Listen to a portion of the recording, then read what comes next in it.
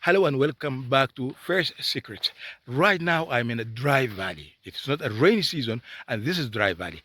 When it is rainy season, this valley will be full of water. And behind me, these are mango trees. They are full with mango fruits.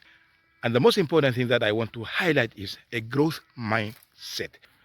Even in an environment that you have very little or a scarcity environment, you can have a growth mindset.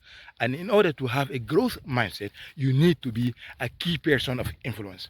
And to be a key person of influence, there are 5 P's that you need to master them so that you can be a key person of influence and therefore you can be able in order to be successful in your endeavor. And what are these 5 P's? Among them is to have a good pitch.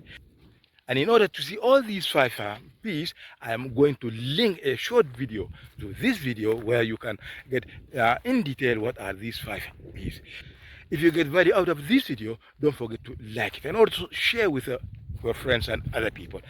And if you are new to this channel, subscribe to this channel. This is Ahmad Bele.